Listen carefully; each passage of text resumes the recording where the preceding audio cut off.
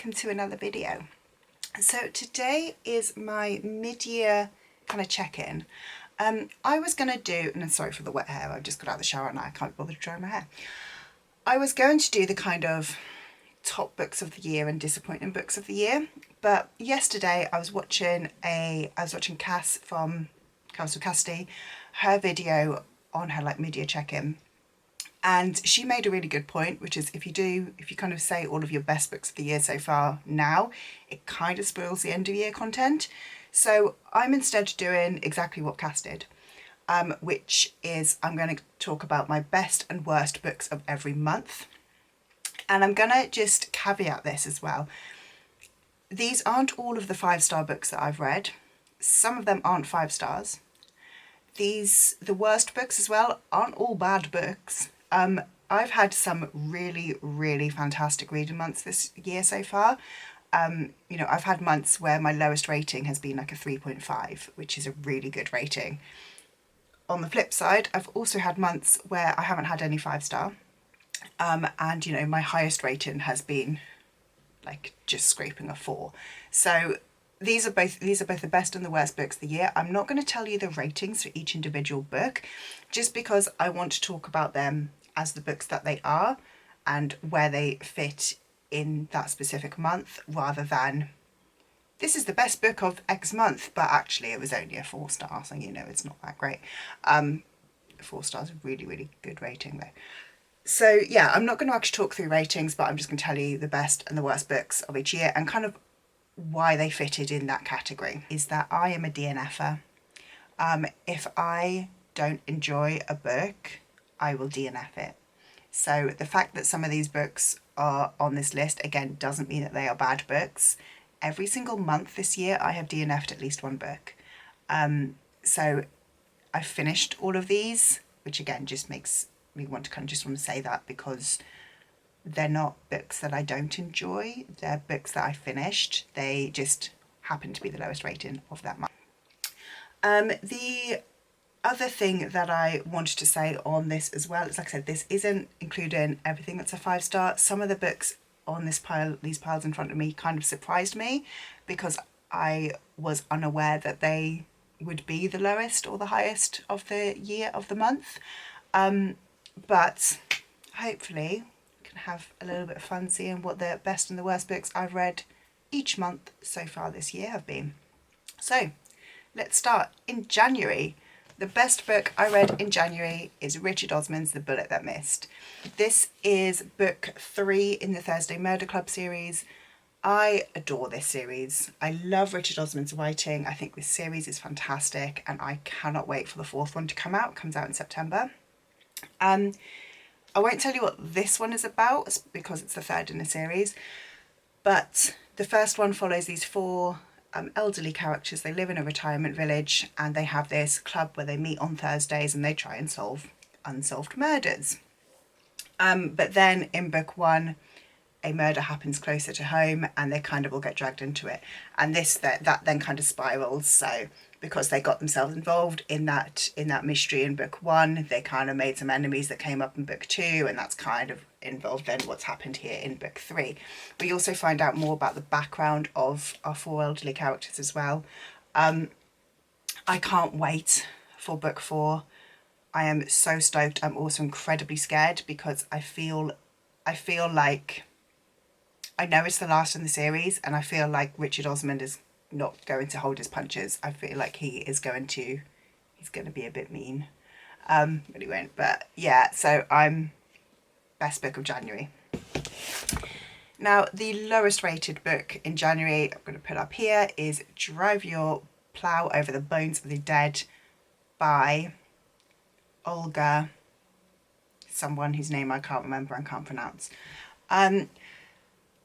This book just wasn't for me. So this was very much a lit fic. It had very limited plot. And for me, I like a book with plot.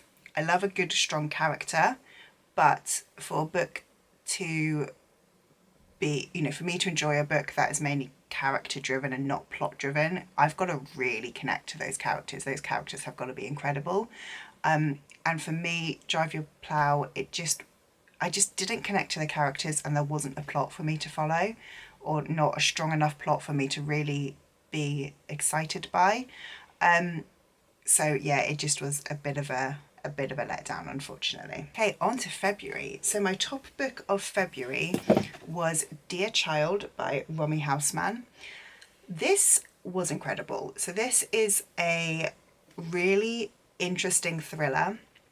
We follow these people who have been basically held hostage in a cabin in the woods for an undetermined amount of time.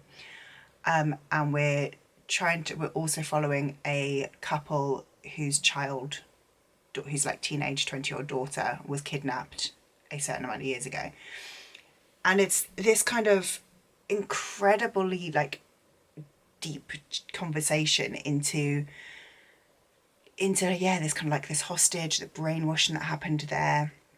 It reminded me a lot of Room by Emma Donoghue, but I felt it was darker. There were twists that happened that I kind of saw coming, but at the same time didn't. Like there were twists that they surprised me, but at the same time I was like, oh, that's clever. Oh, yeah, no, I see how that was built up. Yeah, really, really recommend. Really fantastic book. And then my lowest rated book of February was The Ark by Tori someone. I don't remember. Sorry, it's up on screen. So this book was a kind of almost like a sci-fi romance, except very, very light sci-fi. So basically it's about this dating app which which you go on like this week-long retreat to find out really deep about yourself. And then once you've found out this really like deep, meaningful about yourself, this app then matches you with one person. You get one match. That's it. And they guarantee that that person is the one. They guarantee that you're going to be, or you two will be together in 18 months' time. And I really loved the concept of this. And I just felt like the execution kind of went a little bit meandering and lost in the middle, which again, just for me, I wanted it a little bit tighter. I wanted there to be a little bit more drive and a little bit more tension.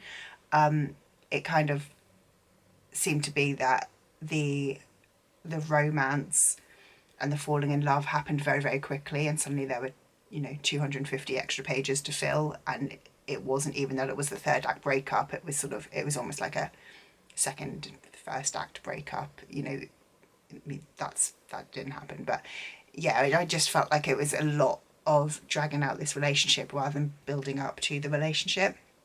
But it was still a fun read. Okay, on to March.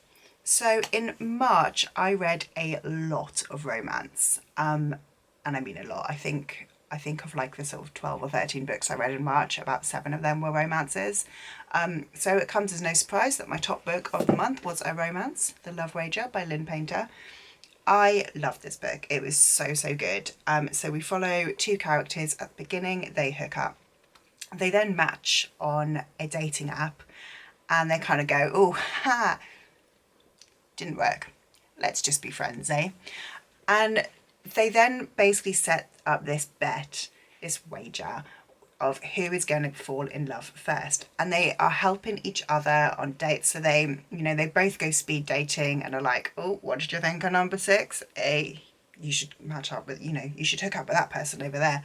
And after each awful date that they each go on, they go out for tacos afterwards, which is just super cute. And of course, it's a romance. We know what's going to happen here. But I loved the setup. I loved how it worked. I loved the characters. Everything about this was just perfection. So then my lowest rated book in March, and this one really surprised me. I actually had to go through twice to check, like, was this the lowest rated? Because I liked this book. I wasn't aware it was the lowest rated book of the month. But like I said, I DNF a lot. But my book that was the lowest rated for me in March, and I do think that this was because I was reading a lot of romances, and this one just didn't quite hit as much with the romance side, was A Curse of Saints by Kate Dramis. So this is a fantasy romance, and for me this reminded me a lot of the Grishaverse, and not Six of Crows, Crooked Kingdom, which I really genuinely enjoy. This reminded me of Shadow and Bone, the Grishaverse sort of trilogy. Even though it's an adult book, to me it felt like it was written quite YA romance with, you know, this sort of miscommunication rather than tension, and not actually coming to anything. You know, it just suddenly was like, oh my god, we're in love with each other. Okay, cool. Sweet as. And again, like I said, I think for me, because I read so much romance in March, this just isn't the kind of romance that I enjoy. As a fantasy, it's really good. But I was reading this as a romance, and as a romance, it just didn't hit the spot for me. But like I said, it's still a fantastic book. It's also got such a beautiful cover. I think if you're reading it as a fantasy romance, do just go in with your expectations being that it is more, I would say it's a YA fantasy romance. If you're reading this as a fantasy with a romance subplot, then it's a really fantastic, like, again, I wouldn't say it's adult, I'd say maybe a new adult fantasy with a romance subplot. So yeah, I think for me it just, I went in with the wrong expectations, and I was reading so much romance, I was kind of expecting the smut and the spice in every single book, and this one doesn't have that, which isn't a bad thing, but just wasn't what it just kind of didn't live up to what my expectation was. We then move on to April. So April, I read a ridiculous amount. I think I read 18 or 19 books in April. So there were a lot to choose from. But my top read of the month was Icebreaker by Hannah Grace. We are clearly still in my romance era right now. This book was just so good. So first of all, I loved the spice in this. It is quite spicy and I'm here for it. I do just love a bit of smut. I love the conversations between the two of them. So there were regular conversations around consent, which I just adored. I loved the perception of the hockey team. The fact that even though they were, you know, frat bros and like a sports team, they were still so respectful of women. They weren't all about going out, getting drunk and just, you know, comparing conquests, which I feel like you do see a lot of in sports romances. I loved that our main character was a sports star in herself, and that she was also really, you know, into sports and health, and it wasn't, you know, she wasn't on a diet to get skinny. She was eating a certain way because she needed to eat that for her sport. I just loved her own drive and determination. And yeah, I adored it. I thought it was fantastic. I loved everything about it. One thing I say I love everything about it. Wasn't the biggest fan of the epilogue. I felt like that did ever so slightly ruin the whole book. I And my reason for that is throughout the book, Anastasia is saying, you know, she is a sports star, this is what she wants to pursue, and then something happens in the epilogue and it's like, did you need to put that in her storyline? Like, it's why was that her happily ever after when it goes against everything that she's been saying for the last like 300 pages? But I would say when I reread this book, I'm just going to skip the epilogue and let it finish when it finishes. But yeah, fantastic, loved it. So then my lowest rated book of April, still on the romance here, was So Close by Sylvia Day. This book, okay, so I'll be honest, I had very low expectations going into this. I had heard that it was all smut and no plot, and to be honest, that's not something that I necessarily like mind too much. There are some books that are all smut and no plot that I actually really enjoy. The thing is the smut in this wasn't even very good, so it was just weird, because first of all there wasn't any plot. Secondly, there wasn't any character development, so I didn't understand any of the motivations of the characters.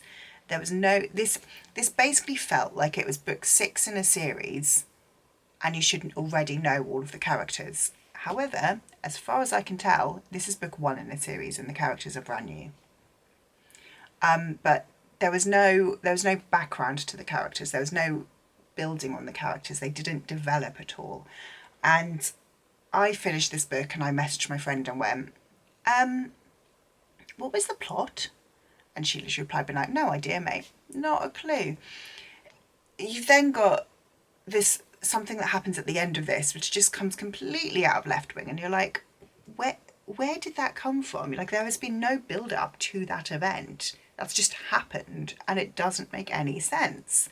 But this follows. It kind of follows 3 women, a mother, a sister-in-law, and a wife of this one man. He is obsessed with his wife. He thinks she's been dead for the last few years, but she hasn't. Because he thinks she's been dead, he's been sleeping with anyone that looks like her. Weird. Including his sister-in-law, who then married his brother, I think, so she could get closer to the original guy. Anyway, his wife comes back from the dead and they're like all happily ever after, except none of the 3 women like each other and they all are kind of plotting against each other. I cannot explain the plot any better than that because there genuinely is no plot to this book. I am absolutely just roasting on this, but this was bad. I'm sorry, this was just bad. I really should have DNF'd it, but I didn't. I was curious to see what would happen and nothing did. It was bad. May. So May was a slumpy month for me. I only read 5 books, and like I said, I was slumping throughout. My top book of the month was More Perfect by j.ayre. This is really awesome. This is a dystopia, and we're set in the near future, where there's this supercomputer called the Panopticon, which you can kind of connect your brain to. So you basically can get a chip implanted, and then you are connected to the Panopticon. It means that you can like telepathically make calls with people. You can put like avatars and like CGI on top of things when you're seeing. Rather than getting Google Maps up on your phone, you just think about where it is that you want to go, and the Panopticon kind of like lights arrows in front of you. Really cool. And this follows 2 characters, Morimi, who is very pro Panopticon, and Orpheus, who grew up very, very anti-Panopticon until his father was killed, and he then works for the Panopticon.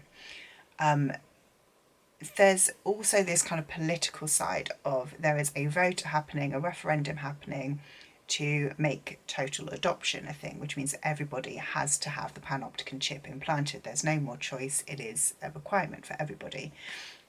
So you've got the total adoption side who are pro-Panopticon, and then you've got the revelators who are anti-Panopticon and who think, no, come on, we should have a choice in this. It shouldn't be just everybody has to have this thing. So this is kind of an Orpheus and Eurydice retelling. But I loved it. I thought it was so clever. I loved how the characters developed. I loved the plots, and the writing was stunning. I'm definitely reading more of j.ayre. I have actually got an interview that I did with j.ayre, which I will link up here. It's on Tandem's channel, but really recommend this one. Then my lowest book of May was the most beautiful book I own, Daughter of the Moon Goddess by Su Lin Tan. Let me just look at this book. It's gorgeous. I had such high hopes for this book. I wasn't expecting it to be a 5-star, but I was expecting it to be like a high 4, and it wasn't. The main character irritated me. It had that very much YA trope of, I am the chosen one, therefore I am, with no training, the best at everything ever, and everybody's going to give everything to me. And it was just like, but why? How are you the best at everything ever when 2 weeks ago you couldn't hold a bow, now you're a champion archer? Like, this doesn't make any sense. It's also far, far too long. We got, at about sort of page 350, 400, we got a really perfect ending point. That would have been a perfect point to end this book and make the series into a trilogy rather than a duology. But it didn't end there. It carried on. It went into another quest, which just kind of, I was like, well, why have you done that? Because that doesn't, you've just dragged this book out to make it over 500 pages for, as far as I can tell, no reason whatsoever. And then the plot itself felt to me to be very meandering. There were a lot of just random quests that didn't actually seem to add to the overall story arc. And yeah, basically, plot, wasn't a fan. Characters irritated me, wasn't a fan. The writing was nice, but it didn't make up for the lack of plot and the poor characters. So I'm very sorry. Beautiful book, not a fan. Finally, we're on to June. So my top book of June was, of course, Fourth Wing by Rebecca Yarros. I mean, I don't feel like I really need to talk about Fourth Wing anymore. I've got a Fourth Wing reading vlog that I will link up here. I adored this book so much. It deserves all of the hype. Yeah, this was fantastic. It's absolutely fantastic. So we follow Violet, who has a chronic illness, and my friend Steffi has said that it's Ehlers-Danlos syndrome, which is where, I think, and I may get this wrong, but it's where you've got like weak ligaments, and it means you have extra like bendy joints, as well as the premature greying and the kind of brittle bones where you're likely to break your bones quite regularly. And I'm waiting for Steffi to finish reading to tell me whether or not it's done well or not. But I did see an interview where Rebecca Yarros has got Ehlers-Danlos as well as some of her children. So I believe she has owned voices for the syndrome that she's writing about, which, you know, I love. But I love, love, love that we've got a chronically ill main character who is an absolute badass bitch. So in Fourth Wing, we are following Violet, who is made to join the Dragon Riders Quadrant. She's trained always to be a scribe, but since her dad died, who was a scribe, her mother, who is the head of the Dragon Riders, has forced her to become a Dragon Rider. Most people train for years to enter the Dragon Riders Quadrant. Violet hasn't had the chance to do that. She's had like 6 months. In the Dragon Riders, it is very, very cutthroat. You live, you basically pair with a dragon and you live or you die. Every day there is like a roll call of people who have died the previous day. And no one expects Violet to live very long because she is weaker than everybody else. She, however, defies a lot of the odds. There also is this kind of political subplot as well, where years previously, Violet's mother led the army to overthrow a group of rebels. And as punishment, she killed all of the rebels and forced all of their children to join the Dragon Riders Quadrant. They have no choice, they have to do that. Which means that those children are in the quadrant now with Violet, all grown up, but they're holding grudges, and the one person that they can, you know, take that grudge out on is Violet. We have such a fantastic, such a good enemies to lovers, or like rivals to lovers in here. I adored it. The smut was really, really good. Loved it. I love the dragons. We have a grumpy dragon and a really, really cute dragon. Again, amazing. I love dragons. And it had a decent plot as well. You know, I'll be honest, like, is it the strongest plot in the history of literature? No, probably not. But it was a really, really good plot. It, you know, drove the story along. The story wasn't just about smut and dragons. It was actually moved along with the plot, which I liked. And yeah, really enjoyable. I had a great time. I do believe all of the hype. Go and read Fourth Wing. Finally, the lowest rated book for June. And again, this, I actually had a really fantastic June. My average rating in June was something like a 4.08. So even though this is the lowest rating, it is not a bad book. But that is Reproduction by Louisa Hall. So for me, this is a lit fic. It is very much a character-driven book about a woman who is going through pregnancy, miscarriage, and kind of comparing her life to that of Mary Shelley while she was writing Frankenstein, and how Mary Shelley kind of birthed Frankenstein, the novel, and how the author, or the fictional author in here, because this is fiction, while going through miscarriages and pregnancy, birthed her own novel. It was a really interesting read, but like I said, I just wasn't the target audience. I'm not a lit fic reader. I think if you do enjoy lit fic, and if you do enjoy the classics, particularly Frankenstein, and as long as you're not going to be triggered by anything to do with pregnancy or miscarriage, I would recommend this book. It is really good. I wasn't the target audience. So that was my best and, well, my highest and lowest rated books of every month. If you like this video, please leave me a like, subscribe down below, and I will see you in the next one. Let me know what your top books of each month were as well. Bye.